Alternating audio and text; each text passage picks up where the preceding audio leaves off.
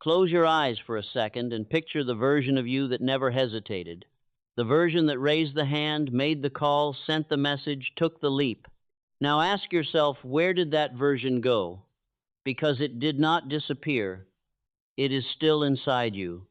It got buried. Not by failure, not by talent, not by luck, by fear. And today, we dig it back out. Fear has been running your life quietly, not loudly. It does not announce itself like a villain. It shows up as logic. It shows up as I'll do it later. It shows up as maybe I'm just not ready yet. It disguises itself so well that most people spend their entire lives obeying it without ever realizing they were. Never truly free. They think they are being responsible. They think they are being careful. But what they are really doing is letting fear write their story, one avoided decision at a time. Today, that changes. Not because of a magic mindset shift, not because of feel-good inspiration, but because you are going to understand fear at its roots. You are going to see exactly how it controls you, and then you are going to learn how to take that control back permanently. This is not a pep talk. This is a strategy. And if you stay with it, you will walk away from this video different. Let us start with the truth most people never hear. Fear is not the problem. The relationship you have with fear is the problem. Every human being on this planet experiences fear. The person you admire most, the entrepreneur, the speaker, the athlete, the creator, they feel it too. Fear is not reserved for the weak. It is wired into every single one of us. It is ancient, biological, and automatic. Your brain was built to detect threats and respond to them. That instinct kept your ancestors alive. So you are not broken for feeling fear. You were designed to feel it. But here is where everything goes wrong. Your brain cannot easily tell the difference between a physical threat and an emotional one. The same alarm that fires when you are about to step in front of a moving car also fires when you are about to send an important email, walk into a job interview, or tell someone how you truly feel. Your brain registers all of it as danger, all of it as a reason to stop. And so most people stop, they pull back, they delay. They justify the retreat with perfectly reasonable sounding excuses, and they call it wisdom. But it is not wisdom. It is surrender dressed up in smart language. And every time you surrender, fear learns something critical. It learns that if it just shows up, you will back down. And so it shows up more and more. Until avoidance becomes a personality trait and paralysis becomes a lifestyle. The moment you understand this, you realize you have been rewarding fear for the very behavior you hate about it. You have been feeding the thing that is eating you alive. So how do you break the cycle? You stop rewarding it. You act anyway. Not after you feel brave, not after you feel ready, not after you have analyzed every possible outcome and assured yourself of success. You act in the middle of the fear while your hands are still shaking, while your chest is still tight, while the voice in your head is still screaming that this is a terrible idea. Because that is the only way fear ever loses power over you. Movement, momentum, action taken before comfort arrives. Here is what nobody tells you about courage. Courage is not a feeling. Courage is a decision. And it is a decision you make before you feel it, not after. The feeling of courage, that calm, grounded, unshakable confidence that comes after you move. That comes as a result of action, not as a prerequisite to it. Every person you have ever looked at and called brave made the same decision. They chose to move before they were ready. Stay with me, because this next part is where most people miss it entirely. Fear does not just live in your body. It lives in your stories. The specific sentences you repeat to yourself day after day, year after year. The ones you never question because they feel so natural, so familiar, so completely like your own voice that you forget they were ever a choice. Sentences like, I'm not the kind of person who does that. Or, people like me don't get opportunities like that. Or, what if I try and it turns out I'm not good enough? These stories are not truth. They are habits of thought. They are mental patterns that formed at some point in your life, probably in response to something painful, and they calcified. They became automatic. And because they are automatic, they feel real. They feel like observation rather than creation. But they are creation. Every single one of them. Napoleon Hill spent decades studying the men and women who built extraordinary lives from nothing, and what he found, consistently, was not that they were smarter or more talented or more connected than the people around them. What set them apart was the architecture of their inner world.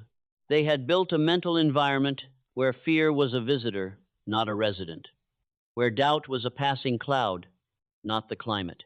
They did this through one primary tool: deliberate, repeated thought replacement. When fear told them they would fail, they did not argue with it. They redirected. They asked a different question. Instead of, "What if this goes wrong?" they trained themselves to immediately follow with, "And what if this goes exactly right?" They conditioned their minds to move toward possibility rather than retreat into catastrophe. This is not naive optimism. This is a discipline. It is mental training as rigorous and consistent as physical training. You do not build a strong body by going to the gym once and feeling inspired. You build it by showing up every single day and doing the work when you do not feel like it. Your mind is no different. The thoughts you allow to live rent-free in your head are shaping your reality, not your circumstances, your thoughts about your circumstances. And the extraordinary discovery is that you have authority over those thoughts. Not total control, because the first thought is often automatic. But the second thought, the response, the direction you steer the mind after fear shows up, that is always a choice. So when fear surfaces, and it will, you respond to it with something intentional. You challenge the catastrophe it is presenting. You question the certainty it is pretending to have. You look at it and you say, "That is one possible outcome, but it is not the only one.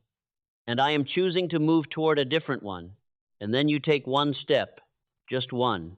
Not the whole journey, not the finished product, not the certainty of success, just one step in the direction of the thing fear is trying to block. Because momentum does not require confidence. Momentum only requires movement. And once you move, something shifts in your brain. Your nervous system updates its record. It notes that you moved, and nothing catastrophic happened. It begins slowly to revise its threat assessment. The next time you face that same fear, the alarm is slightly quieter. The next time, quieter still. This is neurological. This is scientific. Repetition literally rewires the brain, and the brain that once treated opportunity as danger begins to treat it as direction. This is what fearless people are made of. Not the absence of fear, the repetition of choice, the daily, unglamorous, unsexy habit of choosing forward over comfortable, over and over, until one day they look back and realize that the thing they were terrified of has become routine. Now, let us talk about something that does not get discussed enough: the cost of staying afraid. Most people think of fear as a neutral state. They think, "I'm not hurting anyone. I'm just being careful. I'm just waiting for the right time." But there is no such thing as a neutral state when it comes to your potential. Every moment you spend inside fear's perimeter is a moment you spend outside the life that is possible for you. And those moments add up. They become days. Days become years. Years become a life that feels like it happened to you rather than one you actually chose. Think about the relationships you did not pursue because vulnerability felt too risky. The business you never launched because success felt too uncertain. The conversations you never had because confrontation felt too uncomfortable. The skills you never developed because starting at zero felt too embarrassing. Every one of those abandoned possibilities had a cost. Not just to you, but to everyone who would have been touched by your full self, your unguarded self, your courageous self showing up in the world. Fear does not just rob you, it robs the people around you of the version of you that could have changed things. Napoleon Hill wrote that every great achievement was once considered impossible by the person who eventually achieved it. The gap between impossible and inevitable is always crossed the same way: by someone who refused to let fear have the final decision, by someone who submitted to the calling rather than the comfort. And here is what history confirms: the people who made things happen were rarely the most talented ones in the room. They were simply the ones who refused to negotiate with fear long enough to find out what was on the other side. You have a version of your life on the other side of the things you are afraid of. a version where the risk was worth it, where the leap landed somewhere meaningful, where the trembling voice found its strength. That version is not a fantasy, it is a possibility. And possibility becomes probability the moment you begin to move toward it. So, what does it actually look like to build a fearless life? Not just feel inspired today and return to the same patterns tomorrow, but actually restructure your relationship with fear from the ground up? It starts with one commitment: not to eliminate fear. That is not a realistic goal, and it is not even a useful one. The commitment is to stop making fear the deciding vote, to remove it from the seat of authority it has claimed in your decision making. Fear can have a chair at the table, it can speak, but it does not get to decide. You do. From that commitment, you build systems, because discipline is what holds you accountable on the days when motivation has packed its bags and left. Systems do not care how you feel, systems just run. And when your system says you write the chapter, you write it. When your system says you make the call, you make it. When your system says you show up, you show up. The feelings are irrelevant to the outcome. The action is what counts. Build a morning ritual that trains your nervous system for forward movement. Do something that challenges you before the day has a chance to make you comfortable. A few minutes of physical intensity. A moment of stillness that grounds your mind before it starts generating reasons to be afraid. A clear statement of what you intend to do that day and why it matters. These are not tricks. These are practices that compound. Every morning you train your mind before fear gets there first. You widen the gap between the alarm and the action. You lengthen the runway of your courage. Surround yourself with evidence that the thing you are afraid of is survivable. Read the stories of people who failed and rebuilt. Talk to the people who took the leap and landed on solid ground. Let their experience become data that your nervous system can draw on when its own database only contains the worst-case scenario. Your brain is a story-seeking machine. Give it better stories. Audit the conversations you are having inside your head. The narrative you carry about who you are and what you are capable of, is it based on current evidence, or is it based on an old wound you have been treating as permanent identity? The version of you that failed at something 10 years ago is not the same person who is here today. Stop letting old data govern new decisions. And when fear arrives, as it will because the goal was never to stop it from showing up, only to stop it from steering, greet it differently. Instead of resisting it, acknowledge it. Instead of arguing with it, redirect it. Instead of running from it, ask what it is pointing at. Because fear often shows up loudest precisely at the edge of something meaningful. The magnitude of the fear is often a signal about the magnitude of the opportunity. And when you learn to read it that way, it stops being a stop sign and starts being a compass. The most important thing Napoleon Hill ever observed was this: the only force that can permanently conquer fear is an emotion more powerful than fear itself. Not logic, not willpower, not discipline alone. Purpose. A reason so clear and so consuming that it makes the discomfort of fear feel small by comparison. When you know exactly why you are doing what you are doing, when your vision is specific and your commitment to it is genuine, fear loses its leverage. Because fear operates on the cost of action, and purpose operates on the cost of inaction. And when you are truly connected to what you are building, the cost of staying still becomes far more terrifying than the cost of stepping forward. So before anything else, get clear on the why, not a vague aspiration, a specific, grounded, meaningful answer to the question of what you are building and who it is for. Write it down. Read it every morning. Let it become the voice that speaks louder than fear. Because when purpose and fear compete in the same mind, purpose wins if you have taken the time to make it strong enough. You were not created to live inside a comfort zone. You were not designed for the safe version of the life you could be living. The fear you feel right now is not evidence that you should stop. It is evidence that you are standing at the edge of something real, something that matters. And the only question that remains is whether you are going to let fear decide what happens next, or whether you are going to be the one who decides. Because the decision is always yours. It has always been yours. Fear just convinced you otherwise. The person you are capable of becoming is not waiting for you to be fearless. They are waiting for you to be willing to feel the weight of the fear and carry it forward anyway.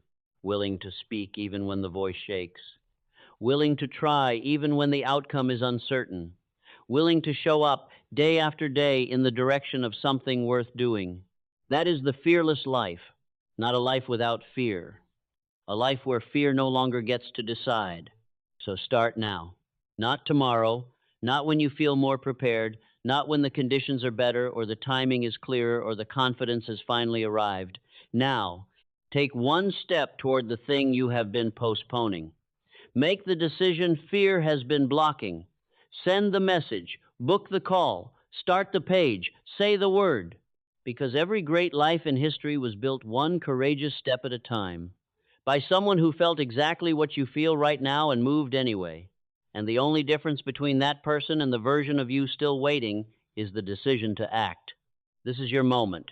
You already know what the first step is. Take it. If this reached something inside you, if it sparked something you have been waiting to feel, then you are exactly where you belong. Join us at Alpha Logic, where we explore the principles behind uncommon thinking and extraordinary lives every single week. Hit subscribe and turn on notifications because the next chapter goes even deeper. The fear is behind you now. Your future is just getting started.